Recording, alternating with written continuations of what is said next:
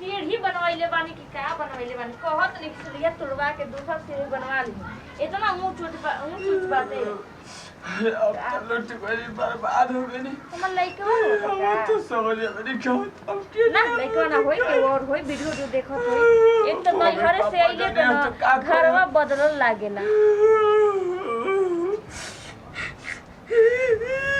बेटा ए बाबू तो आता लगा मिलो हां मत पूछ रे मम्मी क्या भइल जानता ले मम्मी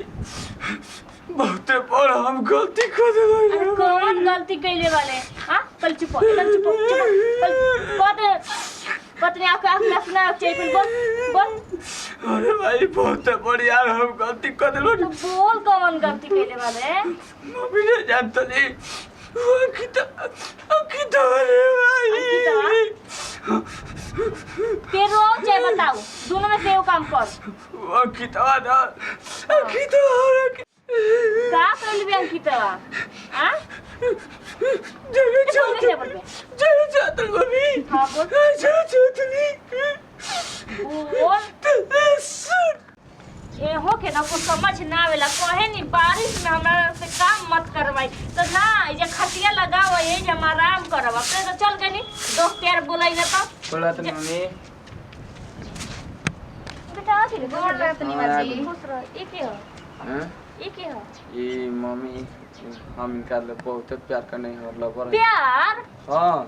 पगला गेल वाले का रे गांव के लोग क्यों देखत ना रे तो का हो जी मम्मी कोनो चोरी डकैती के ले बनी घर की इज्जत मैं नास देला कतला चोरी डकैती कर ले बानी तू और कहीं से बोलते देख हम तोरे असर पर ले आई नहीं है ऐसे मत बोल ठीक बा ते हमरा के फसाईबे ते अपने बाबू से चाहत ले कि वो हमरा के लात से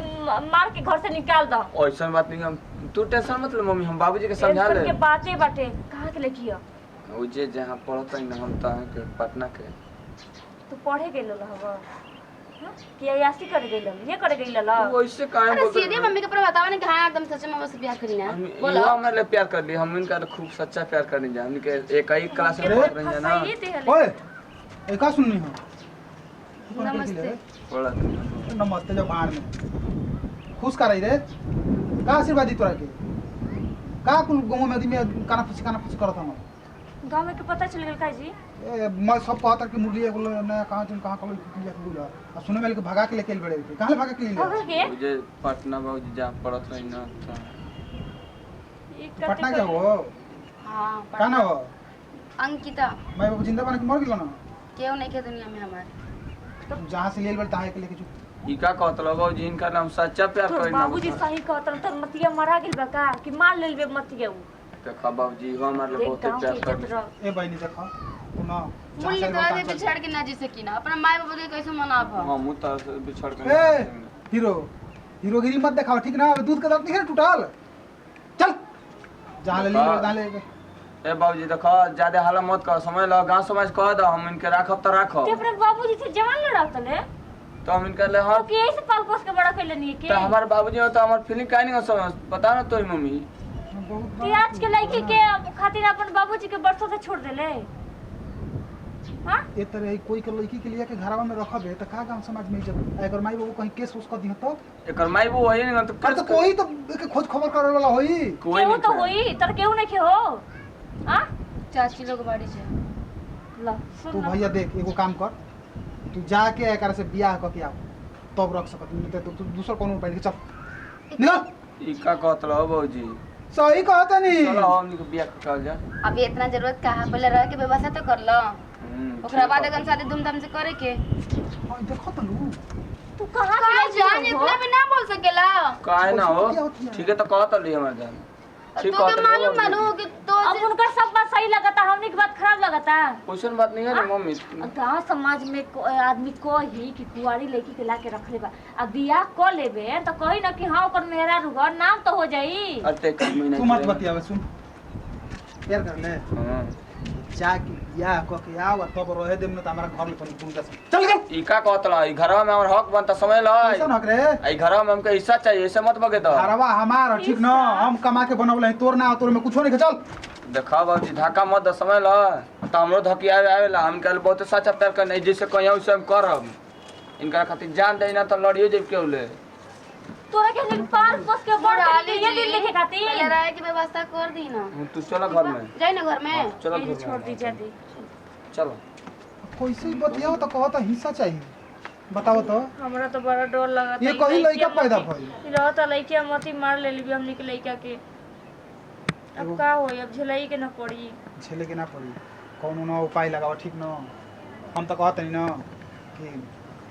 कुछ न कुछ एकरा के करे के पड़ी या तो हमनी के करल जाई जी। अगर एकरा के मार मुआ के फेंक तो बन जेतो दिक्कत बा। हमरा तो टेंशन में दिमाग आ गेल का करी हमरा कुछ बुझेते ही नहीं खे। हमरा कपार दुखाए लगल। ओके जाके समझाओ बुझाओ ठीक न। समझी जा जा जा तब जा ना समझाओ जा। बताबो ई भैया ई तो मरलस की जनता के गांव समाज में हमर कोनो इज्जत ना रह दी। अब हम का करी अब कोनो जात नहीं लखू बाबा से पूछे।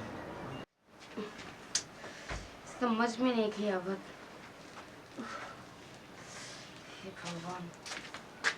का भइल हो हाँ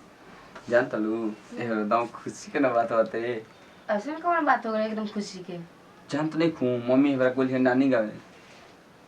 अच्छा केतना रोज रहतली तो हर हाला कइले रहतली एकदम 3 दिन हाँ एकदम उठिए सो तो बात सुनने के मिलत रहा एबरे डबल खुशी हो पपो ना मतलब खिसिया के लागत घर ले बहरी के गोल बना कालू देखलू कहाँ है ना घरे हैं वही तो 2 दिन से देखा था नहीं। तो अब तो हम क्या जादे ना बा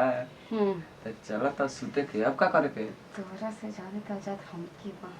का भइल कुछ सोचत है का कौन दिक्कत बा का ना कुछ ना हाँ। हम तो खाना खा लेनी है अब सुते के नु हां सुते के सुतो आराम से सुती कौन टेंशन मत ले समझ लू रात के रहियो ना हाँ तब बताइए हमरा ले अच्छा ठीक बा। हां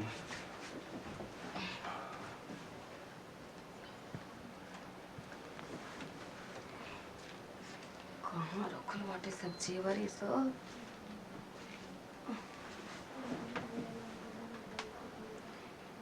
मुराली जी मुराली जी सब तुम सुत के बैठे कहाँ निकले रही। अरे बाप रे कितना खोते खोते एकदम पसीना आ गई नहीं दादा। ताला तो टूटिए गई तो टूटा लेकिन टाइम कितना होगा था ज़्यादा टाइम नहीं होगा अब भी निकल चलेंगे। इतना पैसा एक आध पहन कल भी निकले क्या ना सब तो जिक्र में रख दो घंटा तारा से प्यार करो तुम अब रहा तो सुतल के सुतल ही रहिए सपना आप जिंदगी भर हम देखते रहिए। बाप रे बाप यही जे समझावल जात रहला तोर बाबूजी समझात न के लइके कुन के फेरे में ना पड़क चाहिए लेकिन तोर मतिए मार के लल हवे का करियो कला बहुत प्यार का हो अरे यही क्या होता गोड़ लागत है का भइलो अबे नहीं कुछ देर पहले का होता ले अब बताओ खुल के नहीं तो कटवाई देला घर के ना का कुछ हो गेल बगा किताब अब लइके से पूछी का कहले बटे बहुत बढ़िया हो गई। अरे कहाँ से कौन क्वेश्चन क्वेश्चन उठा कर लेके लिए बड़े अब कोई दिक्कत नहीं है ना भागिए गई ना दिलो टूट गई का बात बा बक्सा में के सब मैं गहना लेके चल गई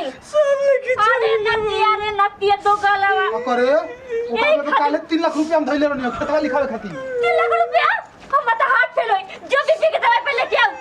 सब लुटवा दे तेरा सुकून मिल गया तेरा पैसा वो मैं लेके चली गई सब लेके चल गए जी दादा पैसे मत घर दुआर चलिए दादा सोचले रहनी है कि पैसा जुटा के घर बनवा के लइके के बियाह कइल जाई कहां जाई बताओ तो ना अब जो न कमा के लेके आओ फुटी कौड़ी ना मिली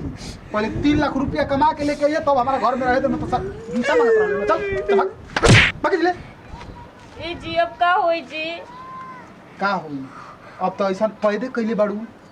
भोगे के पड़ी तो हमारी गलती रेखा ना खाली हमारा गलती है तो का रो हमके खाली दोष देता ना ना खाली हमारे दोस्त है हमर सब मैं गहना ना सब लुटा गेल इतने मेहनत से रवा सब बनवाइले रहनी आवा मार कहत ले चीज रहे थी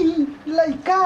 ला हमारा ढेर टोंडवा तो करता नहीं रवा के पार चढ़ा कर रख रहनी है रो जे अपा कमाता के ना ना देत नहीं कमाता वो करे के पता चल 3 लाख रुपया कमाई में कितना मेहनत कर लेनी अरे हां वो मेहनत बाहर करते तो हम घर में ना करते नहीं क्या का करते खाना बना हो? के खियात रही है ओकर कपड़ा ला तो धोरा और कपड़ा तो ई मेहनत ना हां ना रो खाली अपन मेहनत लौकेला ना चलो अच्छी हो जाई। लगाओ तनी क्लास उनको अबे बा नतिया रे नतिया